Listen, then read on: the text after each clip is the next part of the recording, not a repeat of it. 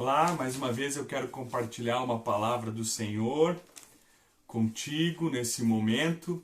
E hoje eu gostaria de pensar a respeito de família. Família. Mas antes de entrar nesse tema, eu gostaria que você fizesse aí na sua casa um exercício de imaginação comigo. Imagine que você trabalha viajando, tá? Você tem que viajar para determinado lugar para fazer determinado serviço, ok? E você está fora de casa, está viajando com seus companheiros e tudo dá errado nessa viagem. Sabe aquela semana que as coisas simplesmente não dão certo? Pois é, essa semana.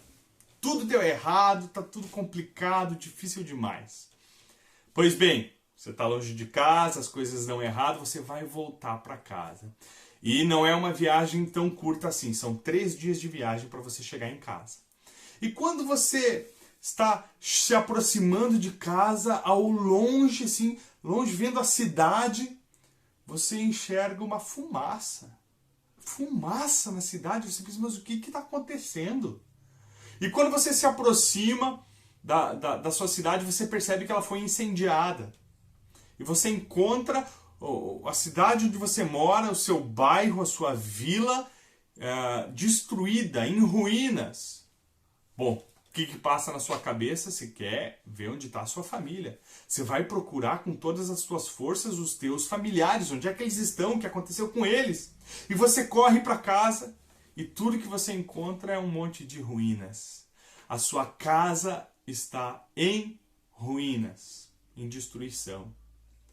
E você observa e seu coração começa a apertar e se desesperar, mas você olha que não tem sinal de vida, todos sumiram, não tem ninguém na cidade, muito menos na sua casa, mas também não tem sinal de morte. Não tem sinal de morte, você não vê sangue, você não vê corpos, as pessoas simplesmente sumiram e tudo está destruído. Bom, eu não sei você, o que você faria se estivesse nesse cenário, mas eu com certeza, eu iria buscar com todas as minhas forças a minha família, os meus familiares, o que aconteceu com eles? Onde eles estão, né? Onde é que estão minha esposa, meus filhos, meus parentes? Eu iria procurá-los com todas as minhas forças. Bom, essa parece uma história meio fictícia, mas não é. Essa história ela aconteceu com Davi, quando ele ainda não era rei. Davi. E hoje eu quero compartilhar a seguinte mensagem: batalhando pela família. Hoje nós vamos falar de uma batalha pela família. É baseada em 1 Samuel capítulo 30, dos versículos 1 até o 20. Mas antes de entrarmos no capítulo de estudo, nos versículos de estudo, eu quero falar um pouquinho do que estava acontecendo e como é que Davi chegou a essa situação que eu expliquei agora. Bom, Davi, em certo momento da sua vida, ele já trabalhava para Saul, era um comandante, né, de exército, ele fazia batalhas em nome de Saul e sempre derrotava seus inimigos, só que Saul começa a perseguir ele. As mulheres cantaram, Saul matou 1000, Davi matou 10.000. Saul ficou com ciúmes, tenta encravar lança em Davi algumas vezes, persegue Davi, quer acabar com a vida de Davi. No capítulo 27, Davi toma uma decisão de 1 Samuel. Ele diz assim, olha, Saul está me perseguindo muito. Eu vou fugir para a terra dos filisteus. Quem sabe ali ele para de me perseguir. E de fato, quando ele vai fugir para os filisteus, Saul para de perseguir ele. Indo para a terra dos filisteus, Davi vai para uma cidade chamada Gate. E ali ele se encontra com o rei Aquis, um rei filisteu. E esse rei concede abrigo a Davi. E Davi agora vai se tornar uma espécie de um comandante de um exército mercenário. Ele é um comandante que trabalha para um rei filisteu, para o rei Aquis. E Davi pede para Aquis, olha, me dá uma cidade para que eu possa viver, eu não vou viver aqui na cidade do rei, me dá um canto aí, um lugar, e o rei dá para ele morar numa cidade chamada Ziclag.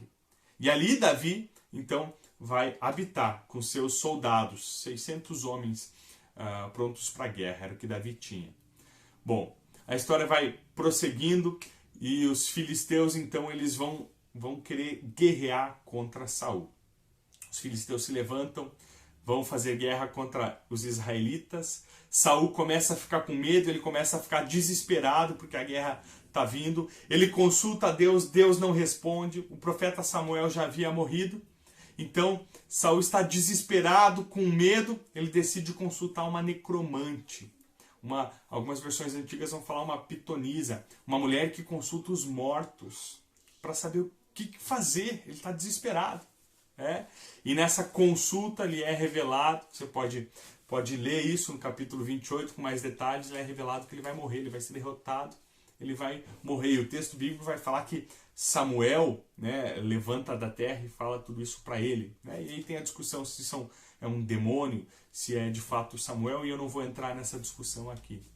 E Saul tem a sua sentença, ele vai morrer.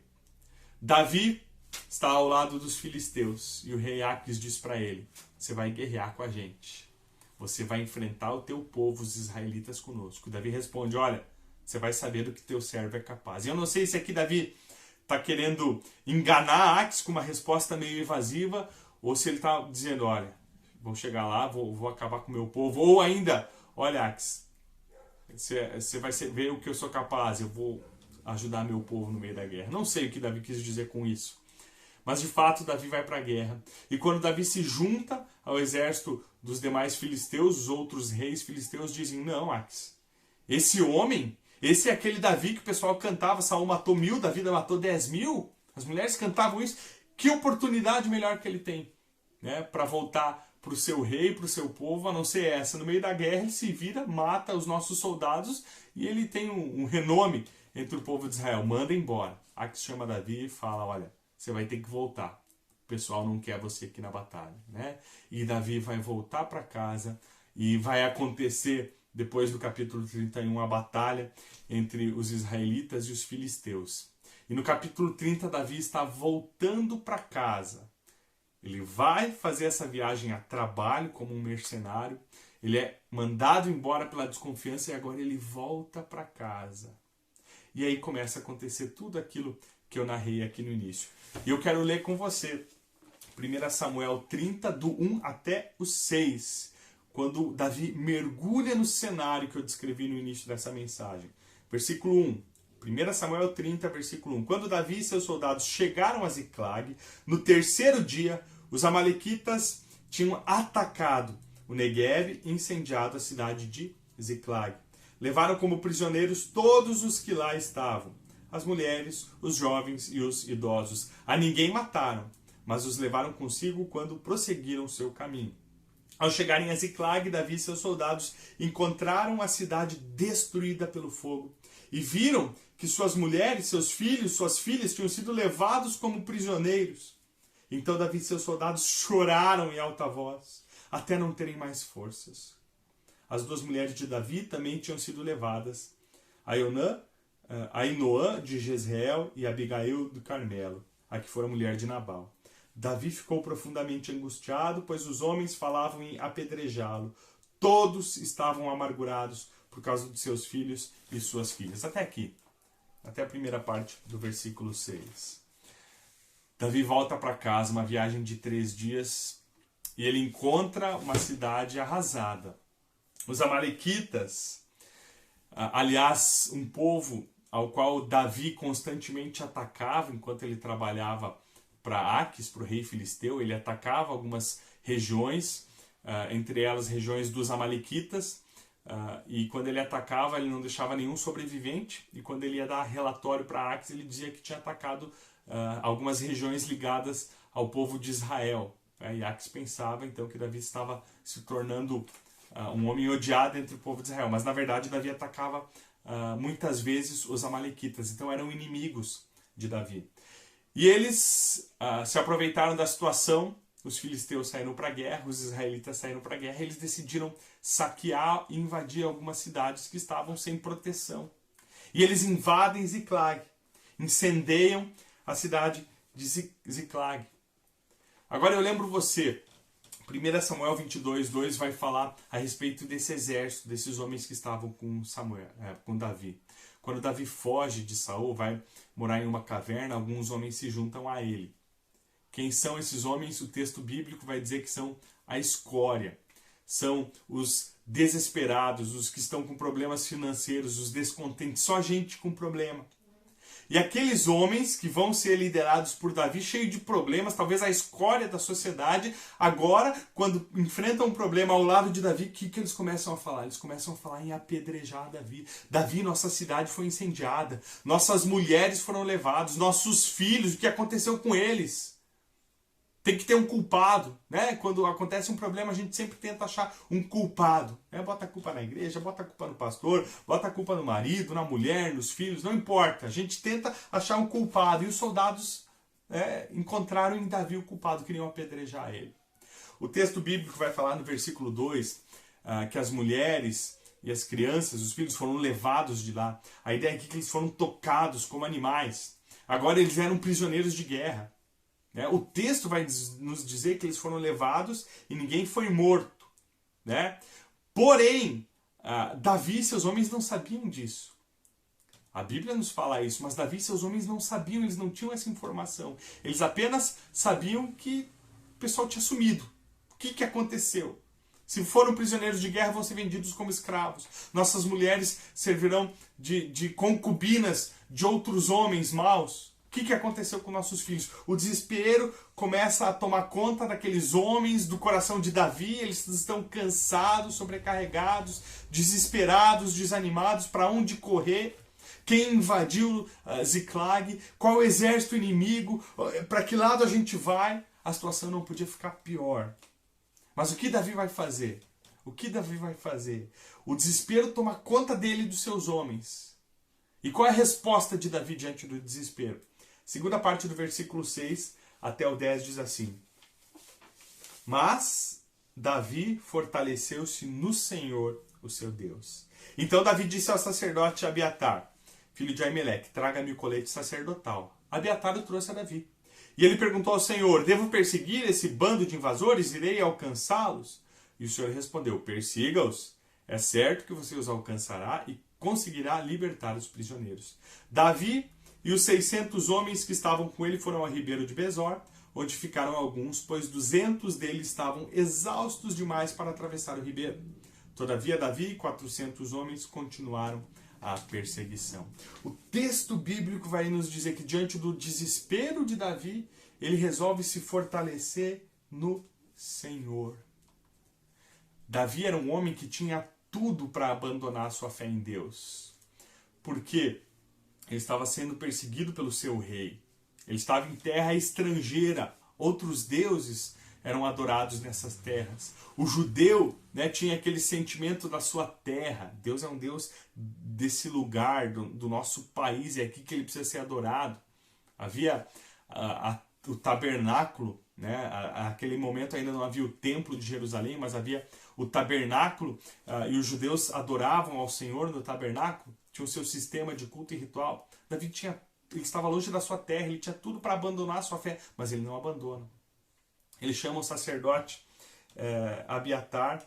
Abiatar era filho de um dos sacerdotes que foi assassinado por Saul. Saul, na sua loucura, perseguindo Davi, ele dizima uma cidade de sacerdotes, porque ele achou que esses sacerdotes estavam encobrindo Davi.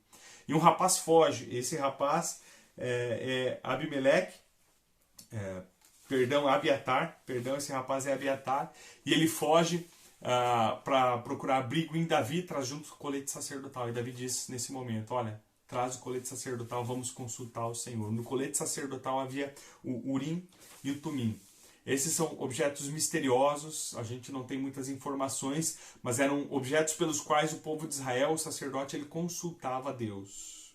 É como se fizesse uma pergunta, Deus, nós devemos perseguir os amalequitas, perseguir os inimigos, você usa Urim e Tumim? Sim. Senhor, nós vamos vencer eles? Sim.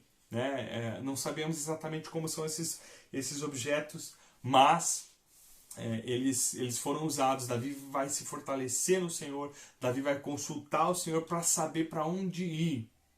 E talvez eles já tivessem reunido algumas informações e talvez pelos destroços, por aquilo que foi deixado para trás, eles tinham consciência já de quem havia invadido Ziklag. Só que tem mais um problema. Quando Davi se anima, reúne forças em Deus, o texto vai nos mostrar que acontece outro problema. Eles vão perseguir, eles chegam no no ribeiro de Besor, e ali 200 homens estão cansados demais para prosseguir. Fizeram uma viagem de 3 dias. Talvez já até tinham desistido da sua família, talvez pensaram já foram mortos, foram vendidos como escravos, não é possível recuperar mais, talvez o desânimo tá no coração daqueles homens, eles não, nós não conseguimos mais, nós não conseguimos mais. E agora Davi, então, que tinha um pequeno exército de 600 homens, agora tem um exército de 400 apenas, para perseguir o inimigo. Tudo parece que está dando errado, né? Todas as situações estão dando errado na batalha pela família. O que vai acontecer? Lembre-se que Davi se fortaleceu no Senhor, consultou ao Senhor e ele tinha uma palavra de Deus na vida dele. E o que acontece? Quando ele busca ao Senhor a direção para a sua vida, o improvável acontece. O desespero tomou conta, ele busca a força em Deus. E quando ele busca a força em Deus, o improvável acontece. Versículos 11 ao 15 diz o seguinte: encontraram um egípcio no campo e o trouxeram a Davi. Deram-lhe água e comida, um pedaço de bolo de figos prensados e 2 bolos de uvas passas. Ele comeu e recobrou as forças, pois tinha ficado 3 dias e 3 noites sem comer e sem beber. Davi lhe perguntou: a quem você pertence? De onde vem? Ele respondeu: sou um jovem egípcio, servo de um amalequita. Meu senhor me abandonou quando fiquei doente há 3 dias. Nós atacamos o Negueb dos Queretitas, território que pertence a Judá, e o Negueb de Caleb, e incendiamos a cidade de Ziclag. Davi lhe perguntou: você pode levar-nos até esse bando de invasores? Ele respondeu: jura-me diante de Deus que não me matarás, nem me entregarás nas mãos do meu senhor, e te levarei até eles. Olha só a ação de Deus no meio daquela situação desesperadora. Os homens de Davi encontram um rapaz no campo, tá? E lembra, ali é uma região deserta. E quando eu falo em um lugar deserto, não falo tanto em deserto de areia, embora havia lugares assim na região, eu falo de um lugar sem habitantes, sem moradores. Eles encontram um rapaz, o rapaz está lá 3 dias sem comer, doente, abandonado, à própria sorte. Então eles alimentam, dão água, dão algumas passas para esse rapaz recobra a força e Davi vai interrogar ele. E o que Davi vai descobrir? Ele vai descobrir a providência de Deus. Deus agindo no impossível, Deus agindo no improvável. Por quê? Em primeiro lugar, qual é a probabilidade de se encontrar uma pessoa em um lugar desértico como aquele? Muito pequena. Praticamente impossível. Ninguém circularia sozinho, sem uma caravana, em um lugar tão perigoso como aquele. Segundo lugar, Deus age no improvável porque qual é a chance de encontrar aquele rapaz com vida? O que Davi descobre? Que ele foi abandonado já fazia 3 dias pelo seu senhor. Ele estava doente e o seu senhor vai largar ele, olha, não presta, não vale a pena cuidar, vai morrer mesmo. Ele larga aquele homem à própria sorte. E você lembra na oportunidade que Davi vai enfrentar Golias? Ele fala para Saul que ele já enfrentou leão, ele já enfrentou urso. Então a região em que eles estavam era a região de animais ferozes, animais perigosos. Aquele homem 3 dias, em primeiro lugar doente, 3 dias sem comer e sem beber água, e num lugar onde animais poderiam atacar ele. Qual a probabilidade de encontrar um homem assim vivo? Quase zero, mas Deus está agindo no improvável. Terceiro lugar, qual a probabilidade de encontrar esse homem num lugar deserto? Esse homem vivo naquele lugar. E terceiro lugar, um homem com informações precisas sobre o inimigo. Aí a probabilidade caiu para 0 totalmente. É impossível, simplesmente impossível encontrar alguém assim. Mas Deus surpreende Davi. Porque Davi vai buscar a sua força em Deus, porque Davi vai pedir a direção do Pai.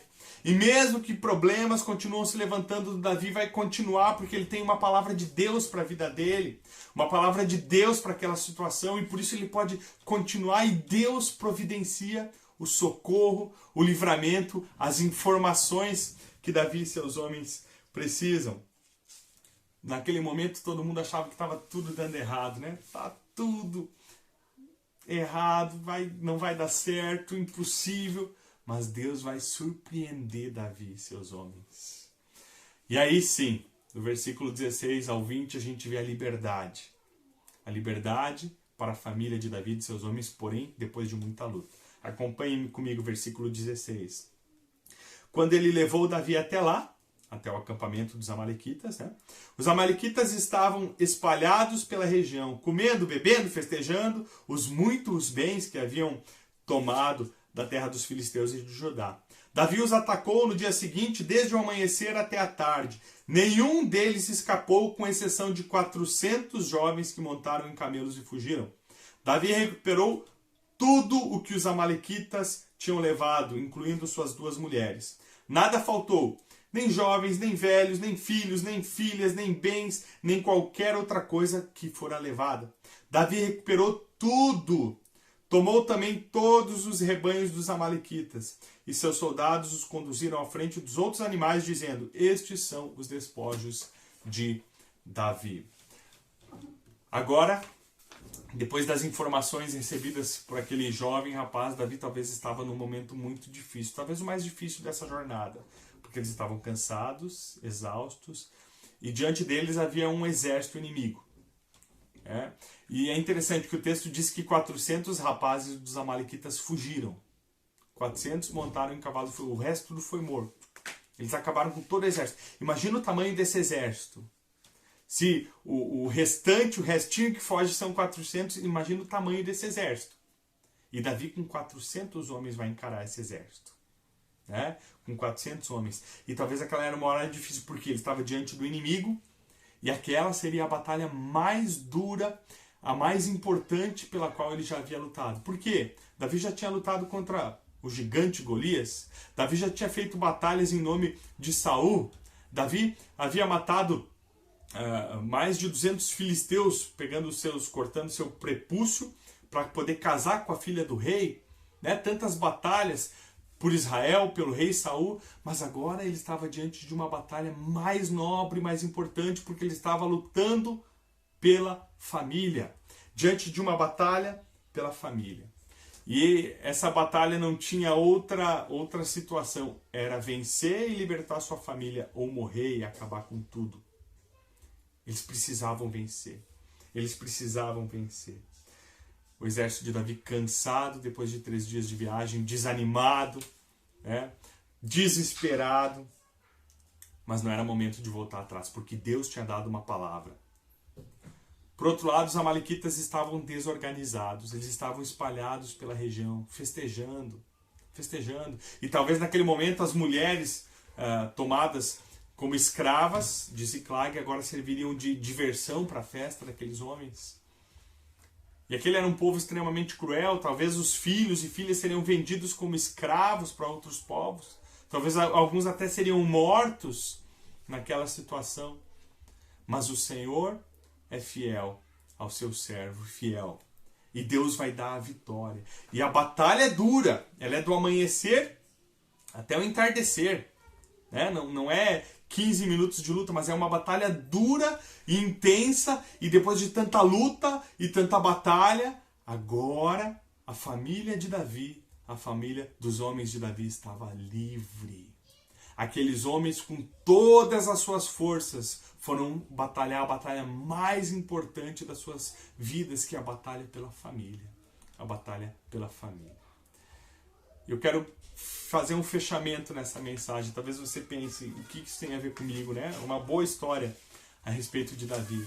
Talvez, na sua vida, assim como Davi e seus homens, o desespero tem tomado conta, o desânimo, você está desanimado, você vê tantas lutas dentro da sua família, tanta batalha difícil, e o desespero começa a tomar conta, a dúvida, o desânimo. Faça aquilo que Davi fez, busque forças no Senhor. O Senhor tem uma direção para você e para sua família. O Senhor tem uma direção para a tua vida nesse momento de desespero. O Senhor tem poder para livrar. Então busque no Senhor, pare de buscar orientação em outras fontes, em outras pessoas, em pessoas que vão dar conselhos para destruir a tua família.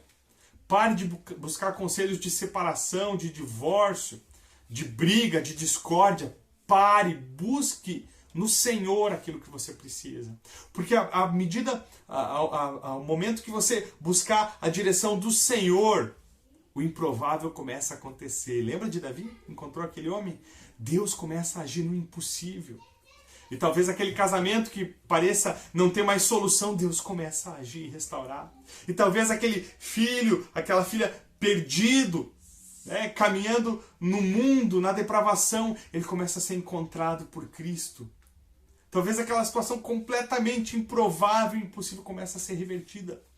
Porque alguém decide buscar o Senhor. Mas não se esqueça que a liberdade vem depois de muita luta. Você toma propósitos, decisões, se consagra a Deus, mas a luta é intensa. Satanás, o inimigo das nossas almas, ele tem tentado destruir famílias, ele tem conseguido. Ele está destruindo famílias dentro da própria igreja.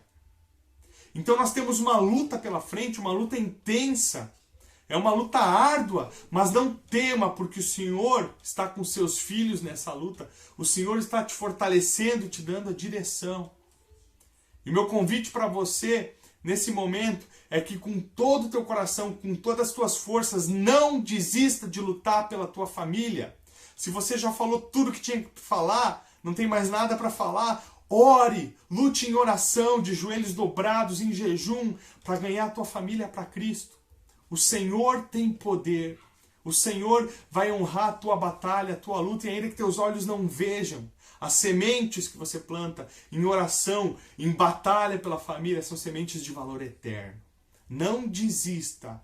Não desista. Continue lutando com todas as tuas forças. Essa batalha é tão nobre, a batalha pela família. Eu quero orar por você.